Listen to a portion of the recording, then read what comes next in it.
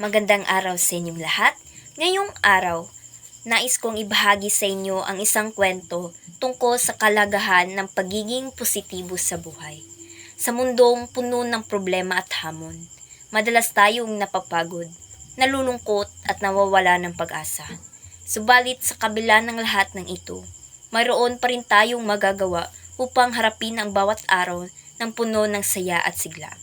Una sa lahat, gusto ko munang sabihin na ang pagiging positibo ay isang desisyon. Oo, tama ang narinig nyo. Hindi ito isang biyayang ibinibigay lamang ng tadhana. Ito ay isang pagpapasyang ginagawa natin sa araw-araw.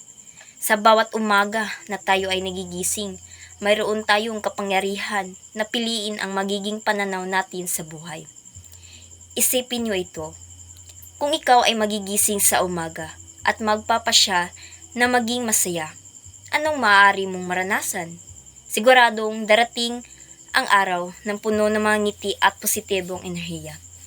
Ngunit kung ikaw naman ay magigising na puno ng negatibidad at puot, hindi ba't magiging mabigat ang iyong buong araw? Huwag nating hayaan na ang mga maliit na bagay ay magdikta ng ating kaligayahan. Sa bawat problema, mayroong solusyon.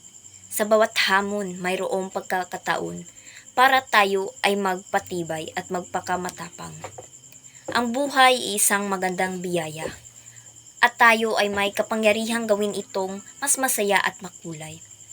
Alam niyo ba na ang pagiging positibo ay may mga benepisyo sa ating kalusugan? Totoo iyan.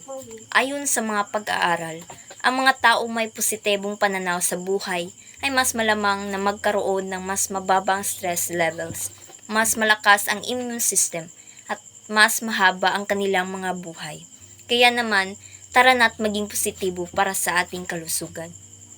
Hindi rin dapat nating kalimutan ang kapangyarihan ng pagtanggap at pagpapatawad sa ating pagiging positibo. Kailangan din nating matutunan na tanggapin ang mga pagkakamali ng iba at magbigay ng pagpapatawad.